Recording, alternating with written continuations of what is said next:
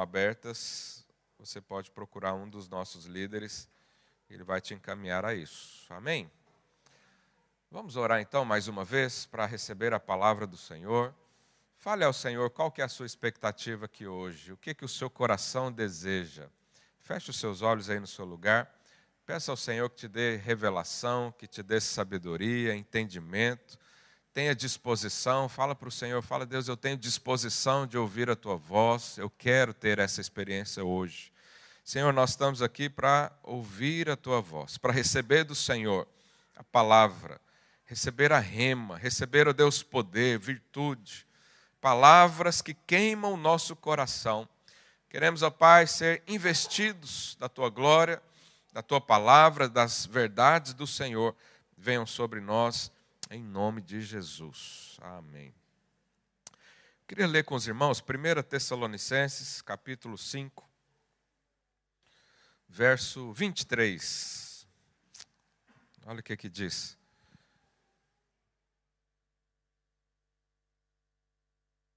E o mesmo Deus da paz vos santifique em tudo, e o vosso espírito, diga espírito, alma, diga alma, e corpo, diga corpo, sejam conservados íntegros e irrepreensíveis na vinda do nosso Senhor Jesus Cristo. Aqui nos mostra uma definição de quem nós somos ou o que nós somos. O corpo, alma e espírito. Eu preguei aqui semana passada sobre o caráter de Cristo em nós, né? Quando nós encontramos Jesus, a sublimidade de quem é Cristo, o que Cristo tem nos seus pensamentos, nas suas emoções, no seu caráter, nas suas expressões, é tão alto, é tão sublime que nós podemos contemplar isso, adorar a isso e nos identificar com Ele, ao ponto de sermos a cada dia mais parecidos com Ele. Então, a cada dia que eu recebo uma palavra, a cada dia que eu contemplo o Senhor como por espelho, diz a Bíblia, eu sou então transformado à imagem dEle. A cada dia eu deixo de ser menos parecido comigo mesmo e sou mais parecido com Ele. Essa é a melhor transformação que pode acontecer na minha vida e na sua vida. Sermos como Ele é. E o ideal é que a nossa vida, né, ao longo do tempo, a nossa caminhada com Cristo, quando chegar lá no final, nós estaremos mais perto de ser como Ele. Essa é a vida cristã. Isso é o que faz sentido para nós, ter Cristo como Senhor. Nós identificamos, nós seguimos, nós aprendemos, né, e nós imitamos até ser como Ele é. E aqui diz que nós somos então corpo, alma e espírito. Mas quem é que comanda isso na nossa vida? Porque você sabe, você coloca 3 pessoas numa sala fechada. Um ali vai ser o líder. Não dá para ter 3 líderes no só lugar, não é? Um ali vai ser. Então, quem é que governa desses 3?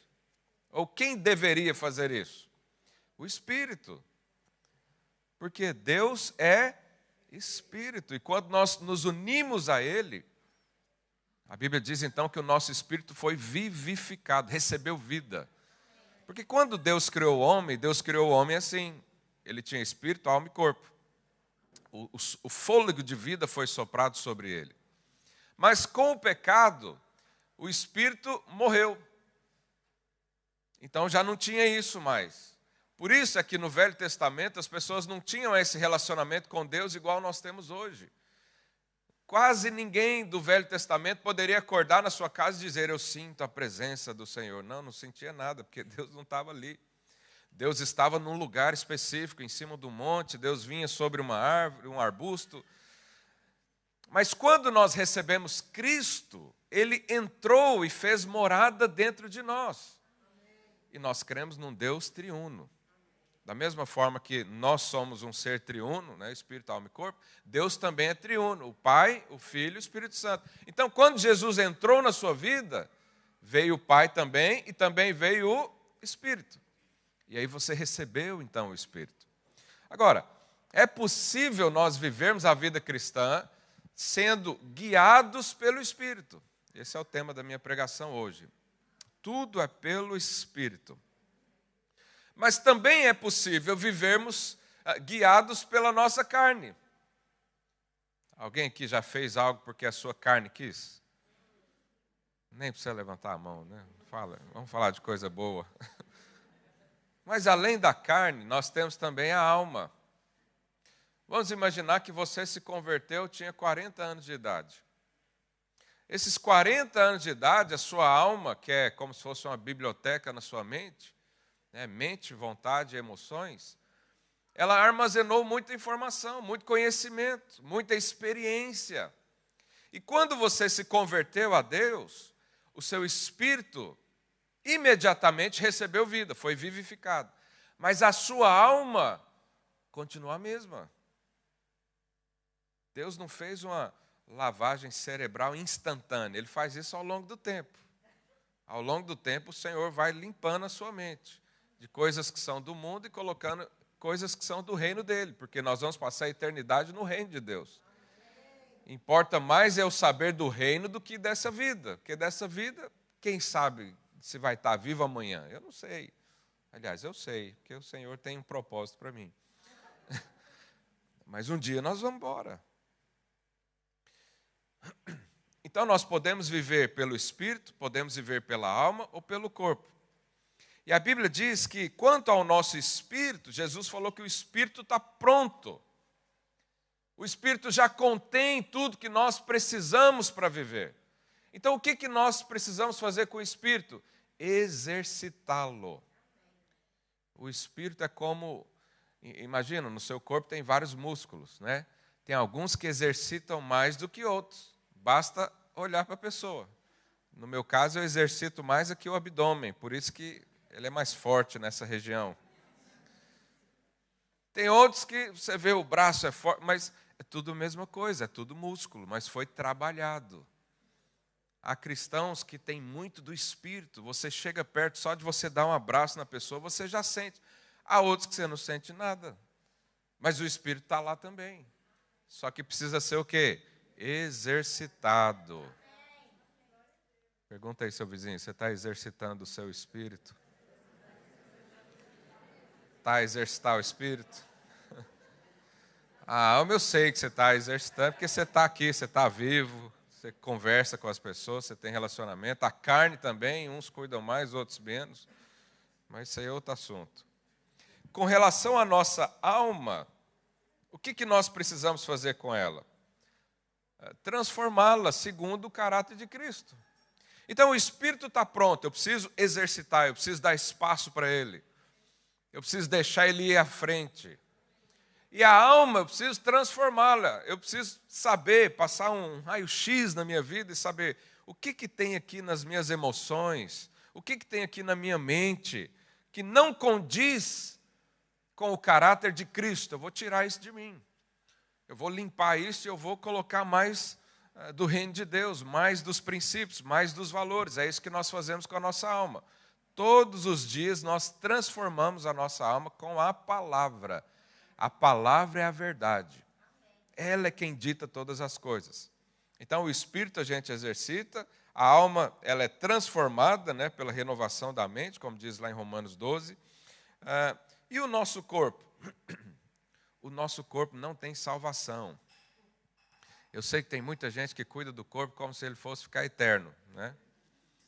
No Brasil tem uma celebridade muito importante, 80 anos de idade, mas parece que tem 29. Que cuida demais. Mas o que nós temos que fazer então com o nosso corpo? Discipliná-lo. O seu corpo não pode dominar você. O seu corpo não pode ser o líder dos três. E nem a sua alma. Quando o corpo é o líder, então essa pessoa vive no pecado. Quando a alma é o líder, a gente diz que é uma pessoa almática, né, que a alma fala demais. O espírito quer falar o tempo todo, mas a alma também quer. Cabe a você dosar isso. Eu vou dar mais espaço para o espírito, tem uns que dão mais espaço para a alma. Mas esse almático, né, vamos dizer assim, A Bíblia diz que ele é carnal. Porque a alma está cheia de coisas, valores, que são muitas vezes da natureza caída. Agora, o que nós temos que fazer então? Colocar o Espírito como líder. Então, a nossa definição, a melhor definição que nós poderíamos colocar aqui hoje, é que nós somos um Espírito. Essa é a nossa natureza, é a nova natureza que nós recebemos do Pai. Nós somos o Espírito, o que nos define é o Espírito. O que nos guia deve ser o Espírito também. A nossa comunicação com Deus é feita através do Espírito, majoritariamente. Então, nós somos um Espírito, nós temos uma alma, porque precisamos ter, né? Ninguém vive sem alma, até os animais têm alma. E nós habitamos num corpo. O seu corpo é passageiro.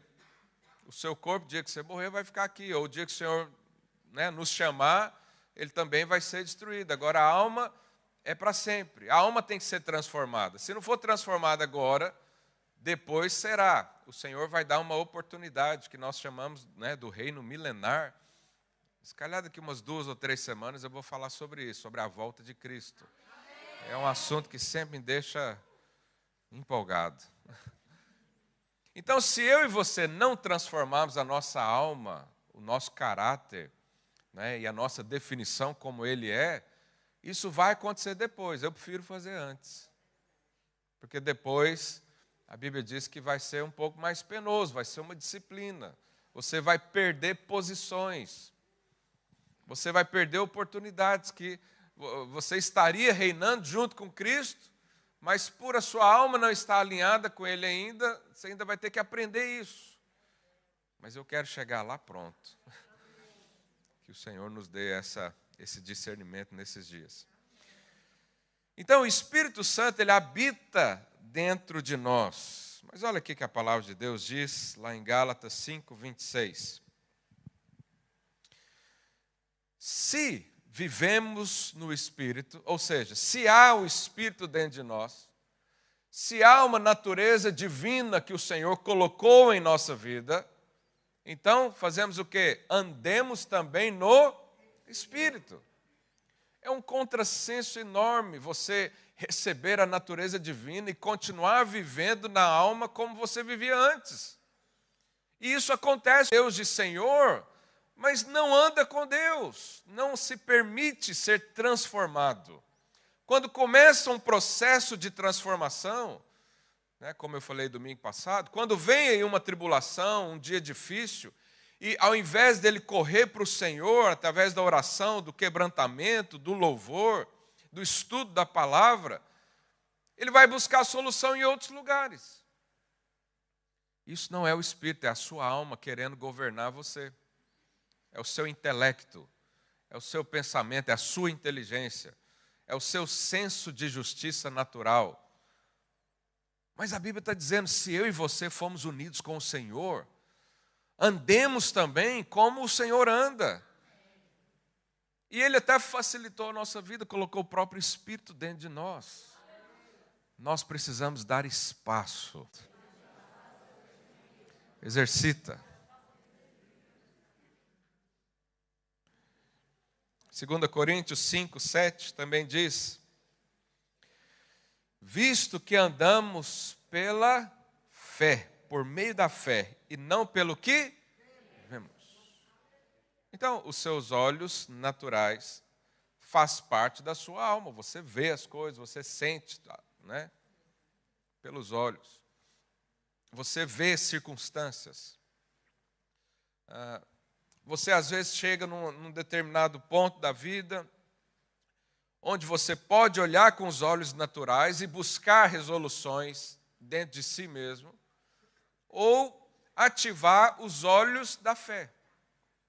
O que é a fé? É você crer em algo que não vê, que esses olhos aqui não vê, mas o seu coração está cheio. Porque na nova aliança, Deus colocou toda a lei, todo o conhecimento dentro do seu coração. Ele está aí dentro. Talvez você não sente isso porque não deu oportunidade para isso. mas o seu coração é o meio pelo qual o Espírito aparece. São as coisas internas aí. Então nós andamos pela fé, nós andamos no Espírito. Mas o que significa andar no Espírito ou ser guiado pelo Espírito? Sabe, uma vez que ele entrou, o poder de Deus está aí dentro, a saúde está aí dentro, a natureza de Deus está aí dentro, a bondade, a justiça, o amor, está tudo dentro de mim, de você. Tudo que nós precisamos já está no Espírito. Imagine, vou dar um exemplo aqui para você entender isso. Imagine alguém que está com uma enfermidade múltipla. E ele vai no médico, e o médico passa uma lista de medicamentos. Eu acho terrível quando isso acontece, porque passa uma lista, né? Um é de 12 em 12, outro é de 8 em 8, outro... você fica meio embaralhado, né? Aí você vai num farmacêutico abençoado, e ele fala, eu vou te dar só um remédio só que resume todos. Você vai tomar ele uma vez, e ele vai fazer efeito em todas as coisas que precisam. Seria bom que isso acontecesse? Lá no Brasil tem uma injeção, chama Benzetacil, não sei se aqui tem também. Ela é muito boa, mas é ruim. Você vê que a pessoa toma Benzetacil quando ele começa a andar assim, meio com a perna imobilizada. Mas aquilo lá resolve quase tudo. Só não resolve problema de família. Isso é como o Espírito. Quando o Espírito entrou na nossa vida, tudo que nós precisamos está aí dentro de nós. Tudo. O propósito, a visão, o poder, a manifestação. O que mais? Está tudo aí dentro de nós. Mas às vezes a gente negligencia isso, não dá espaço. Deixa ele lá quietinho, o Espírito. Né? Um exemplo que a gente usa também é como se você tivesse dois... Sabe aquele cão da raça Pitbull? Que ele é feroz, né? Ele é agressivo. Cada um de nós tem dois pitbulls aí dentro. É a carne e o espírito. E se eles lutarem entre si, quem é que vence? O que é mais forte. Então, há pessoas que alimentam muito o pitbull da alma e da carne. E há outros que alimentam muito do espírito. Vai vencer o que for mais alimentado. Então você passa a semana alimentando a sua alma. Passa a semana assistindo, né, as filosofias das telenovelas. Passa a semana lendo só notícias no jornal. Eu leio notícias todo dia no jornal também. Aí a sua carne vai encher, sua alma vai encher. Aí o Espírito, você enche ele só no domingo, com a palavra do culto. Ele vai ficar mirrado. A alma vai destroçar ele. Às vezes seu espírito está querendo, né, se alimentar, está pedindo comida, está igual aqueles passarinhos no ninho, né, quando a mãe chega, tudo com a boca aberta. O Espírito Santo está querendo, eu quero sair daqui.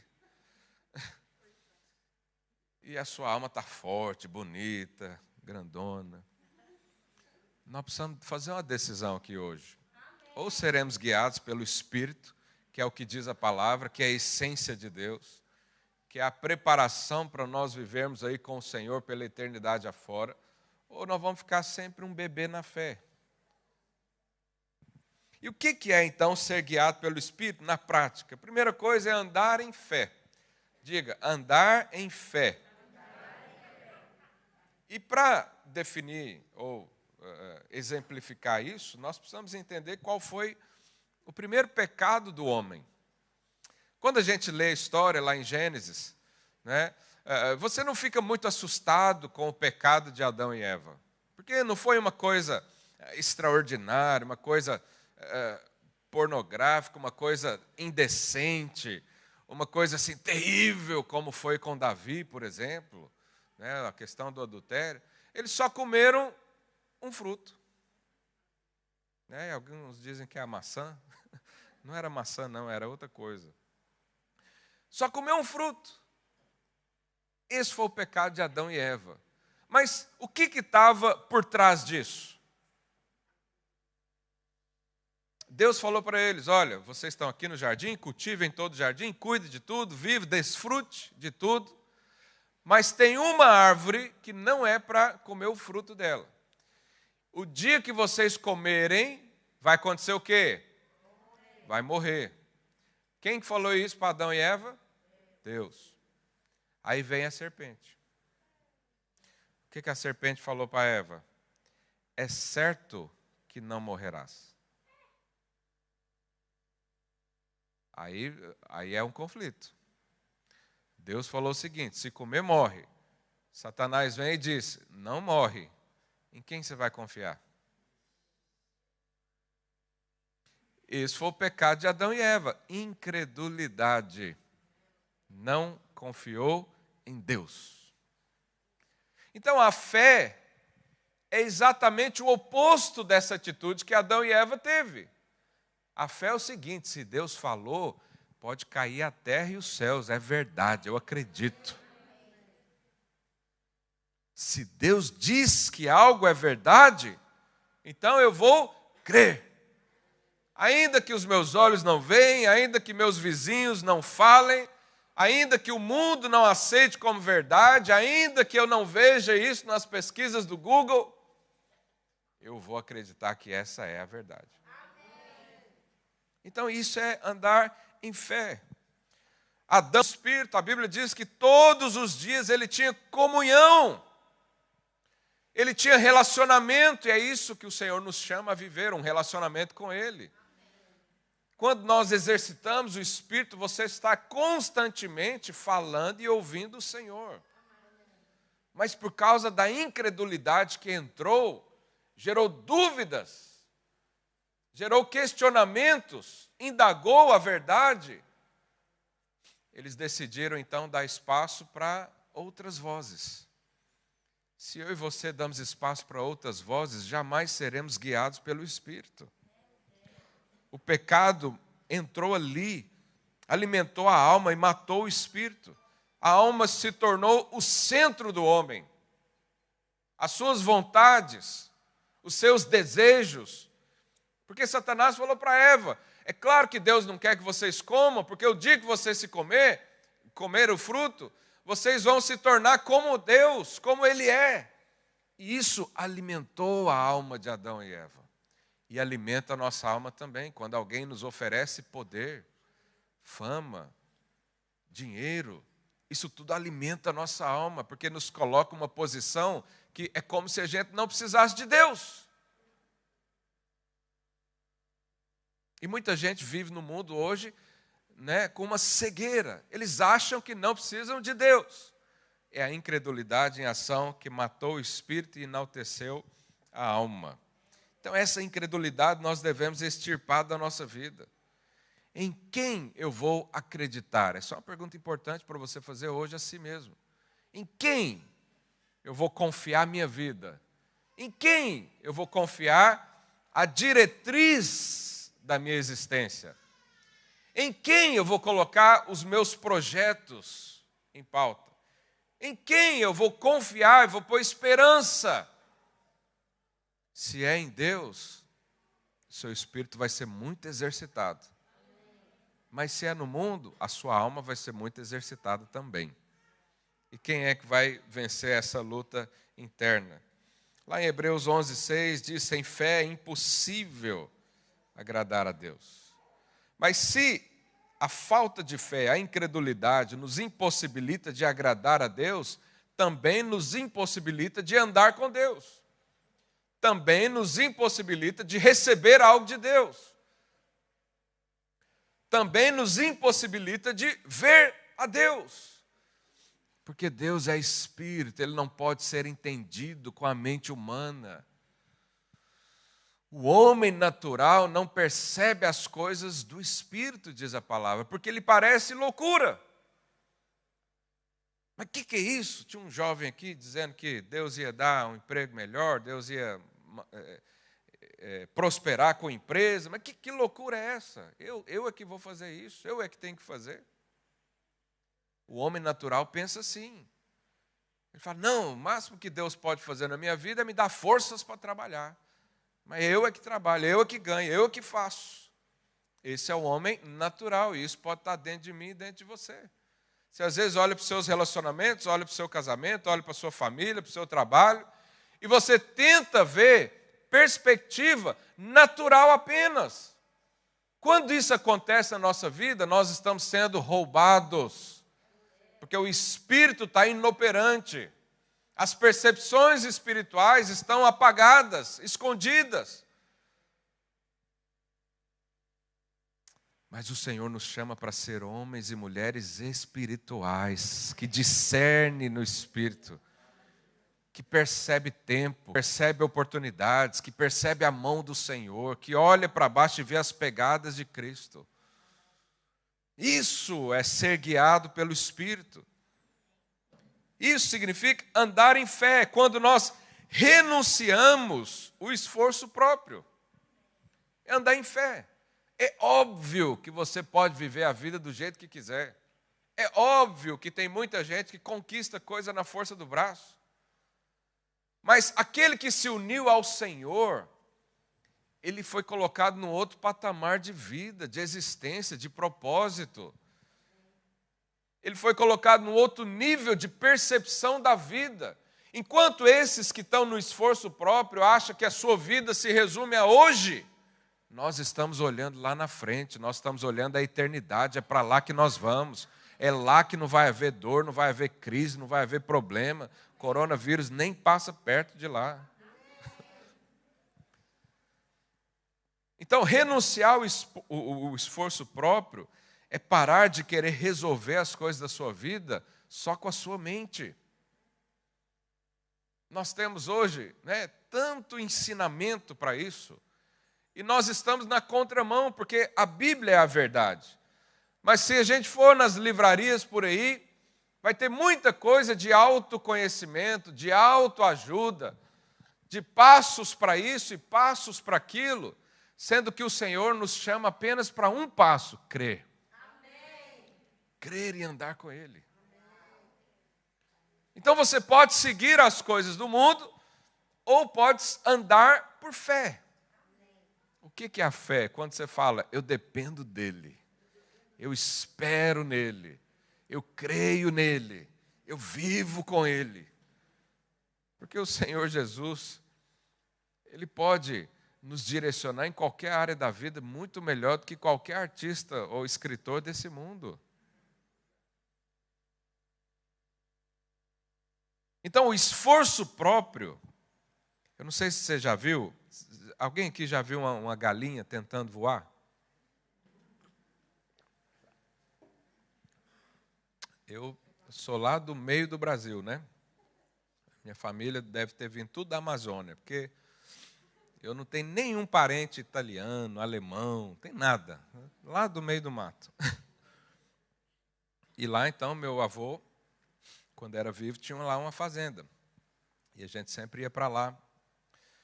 Ele já não era vivo, mas minha avó ainda vivia lá. E eu tive muito contato com galinha, porco, vaca, todas essas coisas. E é interessante você ver uma galinha tentando voar, porque a galinha não foi feita para voar. Mas ela às vezes acha que sim. Então, quando a galinha vai voar, ela faz um barulho, todo mundo percebe. Ela faz um esforço, que chega a suar assim. Brincadeira, esse suar é por minha conta. E ela vem correndo, ela pega uma distância, porque elas são pesadas, né? Galinha a gente gosta de dar bastante comida, porque aí quando chega a época de... É isso. Então ela é pesada. E aí ela se prepara, ela abre a asa, e ela faz os barulhos, eu não sei imitar galinha, e ela sai correndo, e começa a bater a asa, e sai pena para tudo quanto é lado. Quando vê, voou 1 metro de altura. Tem até um filme, né? Lá no Brasil era o voo da galinha, eu acho, aqui. Fuga das Galinhas. Assiste esse filme, você vai perceber o que eu estou falando. A fuga das galinhas. Aqui em Portugal tinha, Daniel? Tem outro nome? É o mesmo, será? É o mesmo? A fuga da galinha. Ok. Lá exemplifica. Eles ficam projetando fugir de um lugar. Por quê? Porque não nasceu para voar. E aí isso exemplifica o nosso esforço próprio. Você quer resolver coisas na sua vida, você faz um barulhão todo, você fala para todo mundo, agora eu vou, esse ano eu faço isso e não sei o quê, e prepara, e sai correndo. Quando vê, voou nem 1 metro de altura. Algumas ainda conseguem subir num galho de árvore, só para se abrigar, não é? Esse é o esforço próprio. Mas quando Cristo entra na sua vida, o que acontece? A sua natureza é transformada. Você deixa de ser, com todo respeito, uma galinha, passa a ser uma águia.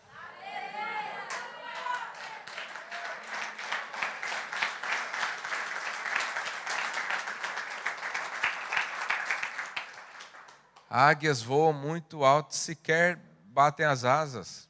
Elas sabem pegar as correntes de ar quente e subir sem bater asas, só abre. Isso fala de um descanso. O seu espírito trabalha muito no descanso. O seu espírito voa longe no descanso.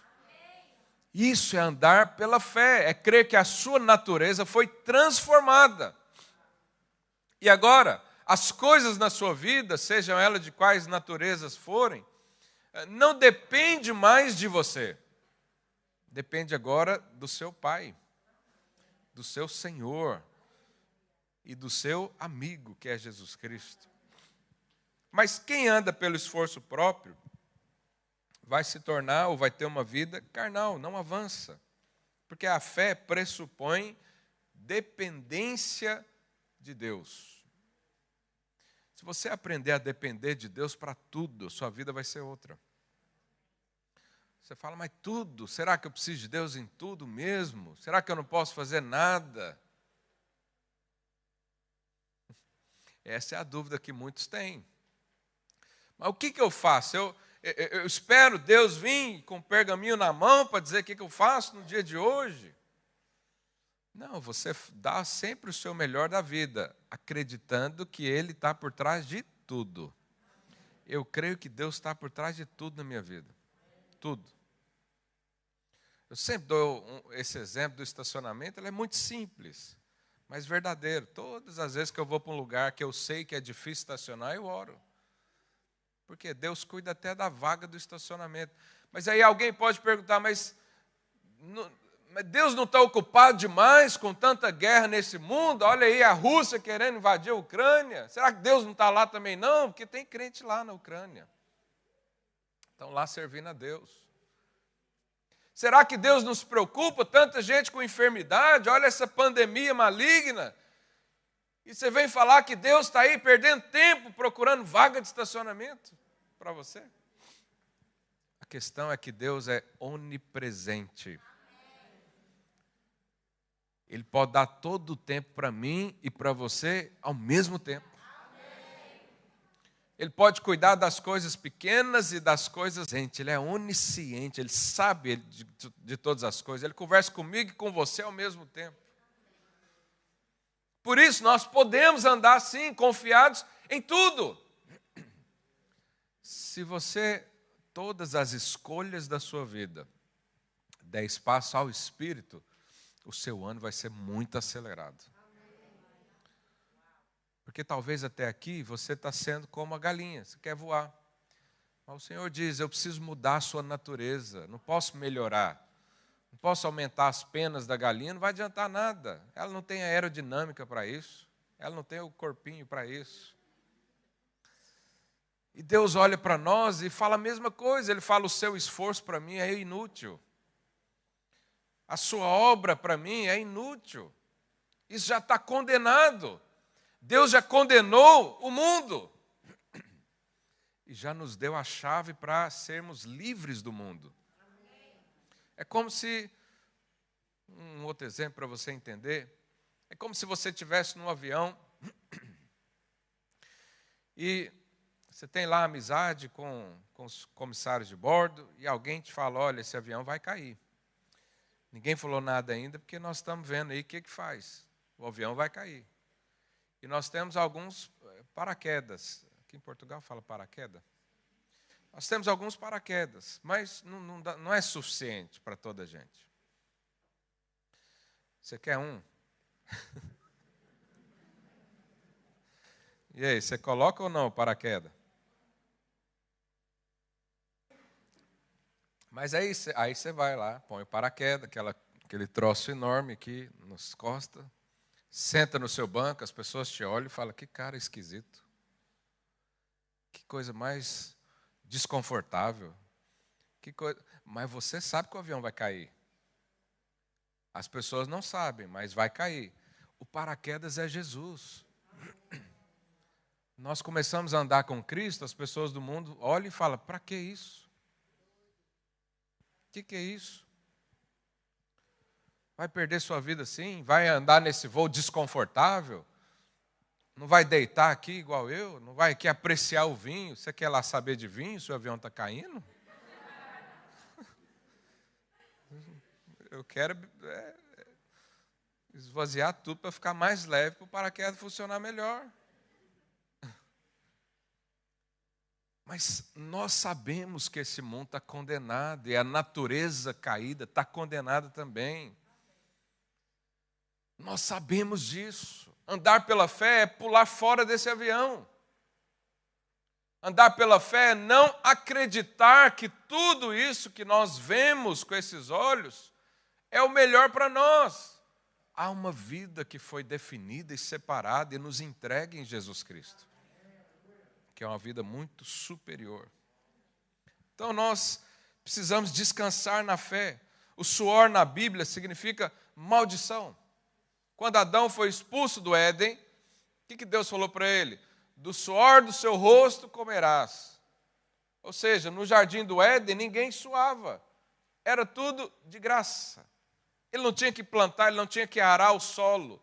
Ele não tinha que ter esse maquinário todo, as coisas já estavam prontas, era só para cultivar. O que é cultivar? Manter. Mas quando saiu de lá, Deus falou, agora é com você. Não tem mais o meu espírito guiando a sua vida. E é como eu e você vivíamos, no suor, nesse trabalho penoso. Mas quando andamos pela fé, e olha que interessante, os sacerdotes, na época do tabernáculo, eles usavam uma roupa de linho fino, e eles não podiam suar.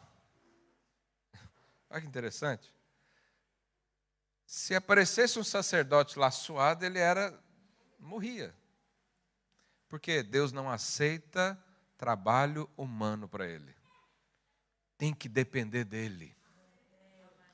O nosso esforço para Deus, a Bíblia diz, é como trapos de imundícia. Sabe o que é trapos de imundícia? Trapos era o que as mulheres usavam para conter a menstruação.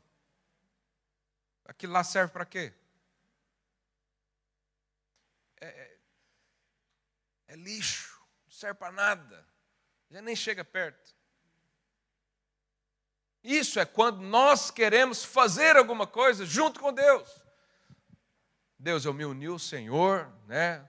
O Senhor veio na minha vida, mas agora é comigo. Deixa que eu faço. Aí o que Deus faz? Deixa você fazer. Semana passada eu comprei um patins para os meus filhos, né? Os dois mais velhos. E aí depois tive que ir na farmácia. Fui lá na farmácia e falei, não tem alguma coisa para ralado aí não, para inchaço? Eu dei patins aos meus filhos. Cai muito. Mas chega uma hora que eles falam, pode deixar, eu já sei sozinho. Sabe nada, vai cair daqui a pouco. Aí o que eu faço? Eu deixo aí. Vou fazer o quê? Vou brigar? Não, você vai... Não, deixa ralar. E vai aprendendo. Deus também faz isso. O filho pródigo chegou para o pai. Pai, eu quero resolver minha vida. Eu quero definir minha vida. Não quero ficar aqui, né, recebendo ordem de ninguém. O que o pai fez? Vai. Mas quando o filho caiu em si, o pai estava pronto para abraçar novamente. Ou seja, quando eu e você rejeitamos a justiça própria, o Espírito já está aqui pronto, em ebulição para governar a sua vida, para restituir você, para colocar o anel nos seus dedos, as sandálias nos seus pés, trocar sua roupa, limpar os carrapichos da vida, limpar as sujeiras, como dissemos aqui. Então Jesus, ele já suou no seu lugar, lá no Getsemane. A Bíblia diz que ele suou até sangue, era uma pressão tão grande. Isso significa que ele quer que você viva descansado no suor dele. Ele quer que você viva uma vida dependente dele. Isso é óbvio, todo pai, toda mãe quer isso. Todo pai quer que o filho ouça a sua voz, porque você tem mais experiência. Você sabe ensinar, você sabe qual caminho não tomar. Acho que todos os pais aqui já fizeram besteira na vida e quer que o filho não faça, não repita. Mas Deus, além de nunca ter feito besteira, Ele criou a bondade, porque Ele é a bondade, Ele quer ensinar esse caminho para você. Será que Deus não pode te ajudar a ser alguém próspero, por exemplo? Ele que é o dono do ouro e da prata desse mundo, e ninguém faz nada se Ele não permitir? Isso é uma questão de fé. Então você pode crer que o Senhor tem algo para a sua vida, né, para o seu trabalho, ou você pode continuar conduzindo a sua vida com a sua alma, com sua inteligência, com o que você acha que sabe. Mas quem anda pela fé tem um ingrediente aí a mais na vida. Chama-se favor de Deus. Sabe o que é o favor? É quando o rei balança a cabeça para você no sentido, sim, está autorizado, pode entrar, pode fazer, pode seguir. Favor é quando alguém simplesmente escolhe te dar algo. O que você fez? Nada. Me responda, o que você fez para Deus até hoje? Só bagunça. Eu tenho uma filha, vai fazer 2 anos essa semana, a Elisa, a mais nova. Aquela menina só me deu trabalho na vida. Despesa. Ela não está aí não, né?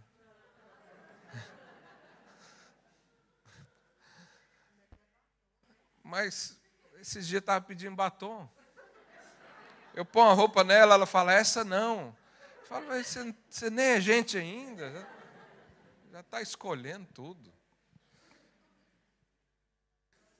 Mas só eu sei o que eu sinto quando ela chega de braços abertos, com um sorriso, querendo me abraçar. É um prazer indescritível. Não posso mensurar isso. Deus sente o mesmo por você. Mas Ele quer ampliar isso, Ele quer proteger você. Ele quer te colocar nas melhores posições que Ele sabe que é para você. Às vezes a gente não concorda. Às vezes a gente acha que o caminho de Deus, Deus, podia ser diferente, podia mesmo, mas não é você que é Deus, é Ele. Ele tem motivo para tudo. Eu creio nisso. E eu vivo feliz com tudo que Deus me dá. Isso é andar pela fé. Mas também nós não devemos andar por vista. Não seja escravo dos seus olhos naturais. Não veja as coisas desse mundo como prioridades na sua vida, mas enxergue com a ótica de Deus. Por exemplo, você está com uma enfermidade. Eu não sou negacionista, né, daqueles que... tem gente que crê na cura da confissão positiva, né? Ele está lá com uma dor de cabeça, aí ele começa, eu não estou com dor de cabeça, eu não tenho dor de cabeça, não tenho. É confissão positiva, né?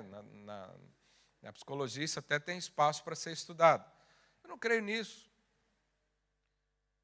Eu creio é que Jesus morreu na cruz E toda doença, toda enfermidade foi levada sobre ele.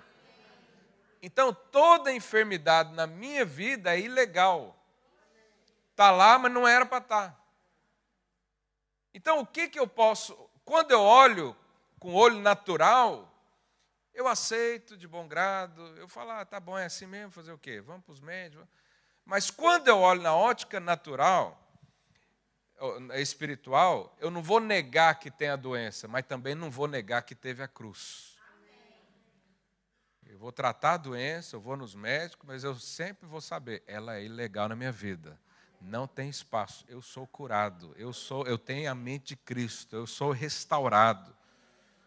Ainda que aconteça coisas terríveis. Por quê? Porque a cruz é a realidade da minha vida. A cruz. A cruz é a definição da minha vida, de quem eu sou, do que eu tenho. É a mesma coisa sobre viver a unidade, por exemplo. Se você chega numa igreja dessa com os olhos naturais, você vai começar a enxergar defeito em tudo. Alguém chega aqui com os olhos naturais, ele começa a observar, né? Os irmãos aqui estão lá no terceiro céus. O Espírito Santo agindo, pairando sobre nós. E alguém contando as lâmpadas. Ó, essa aqui está queimada, aquela ali também. Aquela ali também. Aí começa a ver os defeitos. Aí olha para um lado e fala, que esse irmão aqui é meio esquisito, ele está fazendo uma dança meio diferente, não sei o quê. É tudo mente natural. Você vai lá numa célula, você participa e fala, mas as pessoas têm lá tanto problema também, eu acho que eles não vão me ajudar em nada, não. Aquele irmão, esse líder aí nem sabe falar direito, o pastor nem falou desse versículo, ele já está inventando coisa aí. Isso é a sua mente natural, seus olhos naturais. Aí eu pergunto para você, que dia que você vai ter unidade com alguém assim? Nunca. Mas sabe como que eu olho? Eu vou falar como eu olho. Eu tento enxergar, ou enxergue, o que é comum. Então eu vou numa célula e falo, aqui só tem cristão. Olha que bênção, meu Deus, esse é o lugar que eu quero estar todo dia na minha vida. Eu vou para um lugar... Eu não fico olhando os defeitos, né? Tem muito defeito aqui no prédio para olhar, mas eu olho a quantidade de pessoas aqui famintas por Deus. Aí sabe o que acontece? Quando o Espírito Santo começa a agir, eu já percebo logo. Então, nós podemos, né, andar por vista, pela visão natural ou pela fé. Como é que eu coloco essa fé em prática? Eu quero encerrar já. Romanos 10, a Bíblia diz, porque com o coração se crê e com a boca se confessa a respeito da... Aqui uma obra em conjunto, crer e falar. Não basta crer em Jesus, eu tenho que falar para todo mundo que eu creio nele. Não basta eu dizer, eu tenho minha vida com Deus, se eu nunca falo disso. O crer e falar andam juntos. Mas isso é para tudo. Então eu preciso, para que o meu espírito seja exercitado, falar o tempo todo da palavra e das verdades do Senhor na minha vida. Eu preciso disso, você precisa disso. Você precisa dizer para a sua alma e para o seu corpo todos os dias que você é espírito com o Senhor. E que no espírito você tem a sua satisfação. Nós precisamos falar porque às vezes esquecemos. No dia a dia esquecemos. Nós precisamos orar uns pelos outros. Por quê? Porque assim nós falamos, nós profetizamos, nós anunciamos, nós pregamos, nós ensinamos. Você não tem noção de como você vai desenvolver sua vida cristã e a sua espiritualidade com o Senhor quando você começar a ensinar outro. Uma coisa é você ouvir, e ouvir é importante, a fé vem pelo ouvir também. Outra coisa é você falar. Então, é como eu estudei 5 anos da minha vida numa universidade, ouvindo todos os dias, sentava lá, ouvia o professor. Se você me perguntar o que eu sei, o que eu lembro, vai parecer que eu não fiz. Por quê? Porque eu só ouvia. Agora, eu estou aqui todo domingo te ensinando as verdades da palavra do Senhor. Essas eu sei. Essas eu não esqueço. Isso está vivo dentro do meu coração. Porque nós precisamos falar. O que nós precisamos falar? O que Deus diz que eu sou, por exemplo. O que Deus diz que eu tenho. O que Deus diz que eu faço. O que Deus diz que eu sou. O que Deus diz ao meu respeito. Sabe o que Deus diz ao seu respeito? Primeira coisa, você é uma nova criatura. As coisas velhas já passaram e o Senhor fez tudo novo. Os irmãos estão bons de Bíblia. Diga assim, eu sou uma nova criatura. Então, quem é que pode ser abençoado? Quem é nova criatura. Quem é que pode ouvir o Espírito? Nova criatura. Mas o que mais além disso? A Bíblia diz que nós somos templo do Deus vivo, do Espírito Santo. Você é templo, você é habitação. Você não é uma casa de Airbnb que o Espírito Santo vem, fica 2 dias e vai embora. Você não é um hotel do Senhor. Ele mora dentro de você, Ele nunca, jamais te abandona, Ele sempre está aí dentro.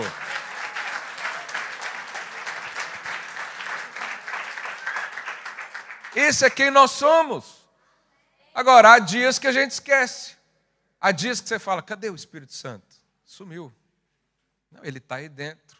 A sua percepção é que precisa ser melhorada. Olha o que diz lá em Salmos 1:3. Coloca aí para a gente. Salmo. Ele, aqui está falando do bem-aventurado, do abençoado. Né? Então, quem é abençoado é como árvore plantada junto a correntes de água. Então, não tem coisa melhor para uma planta ficar perto, né, de um ribeiro. Porque não precisa depender da chuva, tem lá água o tempo todo. E ele diz que no devido tempo dá o seu fruto. A folha não murcha. Às vezes você olha para um ou outro, a folha está murcha. Você pega o irmão, torce ele, não pinga uma gota do Espírito Santo. Mas o Espírito Santo está lá. É porque falta o quê? Alimento, investimento, exercício. Falta entender que ele é uma árvore plantada no lugar certo. Falta ele entender que ele é um filho amado de Deus e que os céus estão à sua disposição, que o poder de Deus foi liberado, que uma vida sobrenatural lhe foi proposta. Então diga, eu sou como árvore plantada junto a ribeiros de água, e que no devido tempo dá o seu fruto. E aí olha o que ele diz também no resto aí. E tudo, diga tudo, tudo que ele faz será. Você crê nisso? Então seus negócios têm que crescer. Então seu salário tem que aumentar. Se você casou, os filhos têm que vir. Tudo que faz será bem sucedido. Tudo. Mas por que isso também é uma pergunta interessante. Pastor, mas por que as coisas acontecem com os irmãos e não acontecem comigo? Às vezes você não crê nisso. Você acha que você é um arbusto solitário no deserto. Esquecido e abandonado por Deus. Desfiliado do Pai. Estou exagerando demais, né? É uma questão de andar em fé. É uma questão de deixar o seu espírito conduzir sua vida, porque o seu espírito sabe disso. A sua mente é que não sabe, então você tem que ensinar para ela. Aí quando vem o pensamento, quando vem o sentimento contrário, você tem que pegar a palavra e dizer, isso é verdade. Não é o que o meu chefe diz, não é o que alguém praguejou na minha vida, você nunca vai dar certo. Aí você crê nisso e fica lá com um sentimento de vitimismo a vida inteira. Não, porque quando eu era pequeno, esquece isso. Renova a mente. Enfia essa palavra aí na sua mente. Creia nisso todos os dias. E você vai ter um ano acelerado.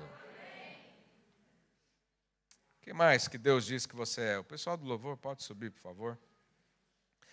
Deus diz que você é uma pessoa forte e ativa, porque você conhece o Deus que serve. Olha isso. Nós podemos nos levantar hoje e dizer, tudo posso. Por quê? Porque eu tenho a graduação da universidade. Tudo posso, porque o meu pai é chefe de tudo. Tudo posso, porque já tenho os documentos nas mãos. Que bobeira. Hoje nós temos que declarar o quê? Tudo posso, porque Ele me fortalece. Porque Ele me dá. Porque Ele me faz sonhar, projetar, me dá esperança. Até o desejo de amar a Deus, é Ele que me dá. Olha que coisa impressionante. Então nós somos mais do que vencedores, a Bíblia diz, Romanos 8:37. Nós somos zelosos de boas obras, Tito 2, verso 14. Nós somos ganhadores de almas e por isso somos sábios, Provérbios 11:30. Eu sou feito pelas mãos do Criador, por isso eu sou belo. Olha que coisa. Você pode não achar. Mas a minha esposa, minha mãe e Deus acham. Efésios 2:10. Nós precisamos falar isso o tempo todo. Você precisa andar com gente que fala isso o tempo todo. O contrário é verdadeiro. Se outras pessoas falarem outras coisas e encher sua cabeça disso, uma hora você acredita também. Mas eu fico com a palavra. Não importa quem for. Se falar algo contrário à palavra, eu ignoro. Eu lanço fora. Mas além de saber o que Deus diz que eu sou, eu também preciso saber o que Deus diz que eu tenho. O que Deus diz que você tem? Deixa eu falar algumas coisas para você. Você tem o amor de Deus derramado no seu coração. Por isso você consegue amar as pessoas, por isso você não consegue odiar ninguém.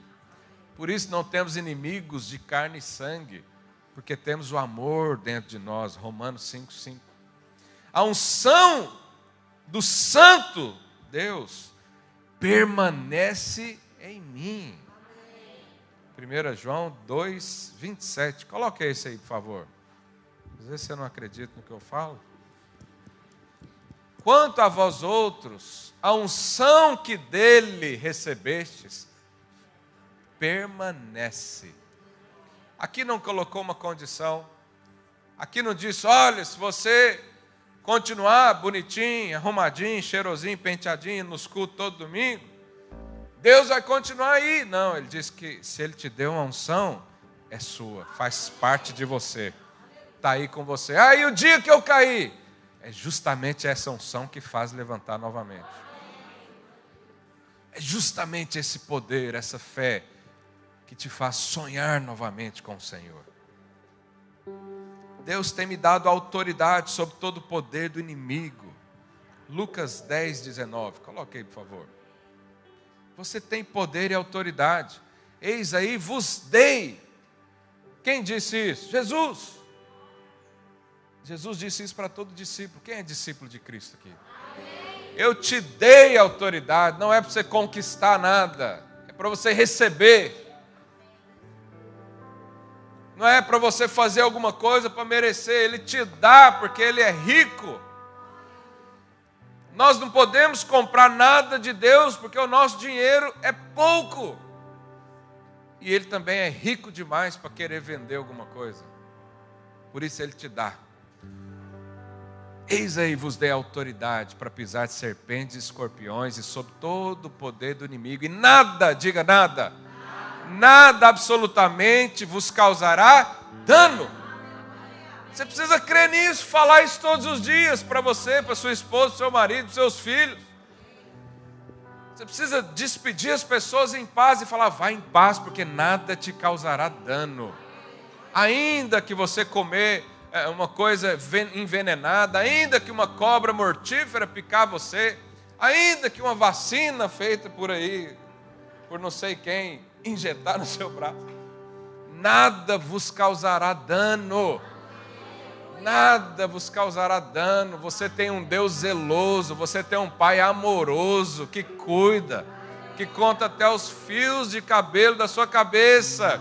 Ele sabe o contexto que você está, Ele vê as pressões que você passa. E Ele mesmo diz, não há provações maiores do que você possa suportar, porque eu suporto isso por você. Nada te causará dano. Se entregue totalmente nele, assuma a posição, manda o Satanás embora. Nada te causará dano. Às vezes tem crentes que não gostam de orar por pessoas que estão ali possessas, porque, pastor, se eu orar, né, essa semana não fiz coisas tão boas, ele vai ver isso, vai entrar em mim. Olha que besteira, né? Eu, quando era adolescente, eu tinha medo de alguns pastores, né? Aqueles que oravam por pessoas endemoniadas.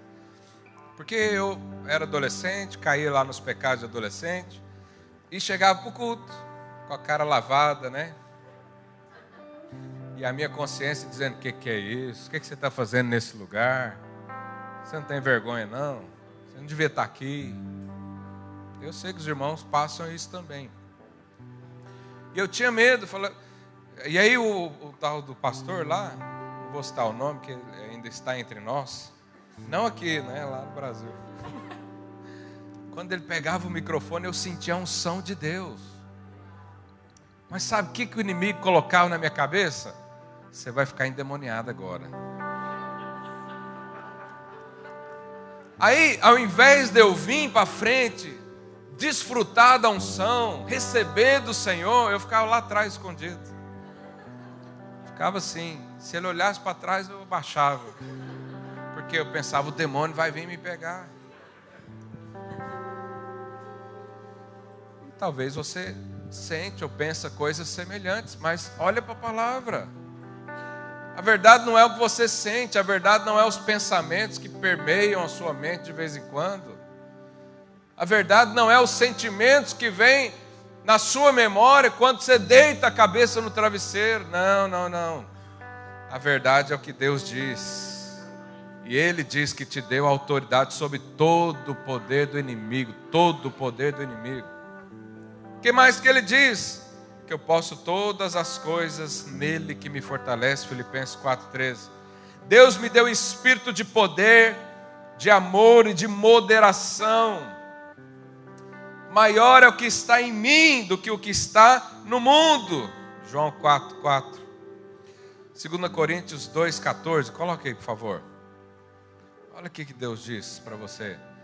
Graças, porém, a Deus que em Cristo, diga, em Cristo, sempre nos conduz em triunfo, vitória. Em Cristo Jesus, com a sua fé ativada, com o seu espírito conduzindo na sua vida, vai haver muito triunfo na sua vida. Onde você pisar, o ambiente ali será mudado. Tudo que você colocar as mãos vai prosperar. Essa é a palavra de Deus. Isso não é Deus querendo atiçar em você ganância, não. Porque o seu coração também está sendo aproximado dEle. Os irmãos querem ouvir mais? Alguém está cansado aí de ouvir verdades? Olha o que diz. Bendito o Deus e Pai de nosso Senhor Jesus Cristo, que tem. Esse verbo aí é presente, passado ou futuro? Que tem nos.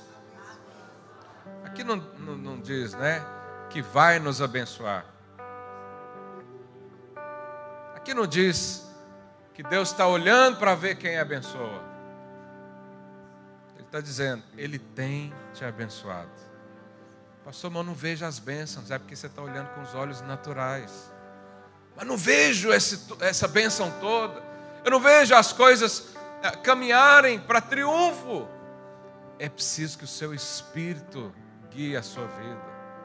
É preciso que os seus olhos espirituais sejam despertados. É preciso que você fale isso. Isso aqui não é só para você ouvir de vez em quando, não. É para você falar todos os dias. Depois eu mando isso para você. Tem muita coisa ainda que nós podemos falar aqui. Mas você precisa falar para si mesmo. Você precisa chamar sua alma e dizer: quieta, alma. Porque eu vou confiar no Deus vivo, no Senhor. É o Senhor que dá a palavra final. É o Senhor que me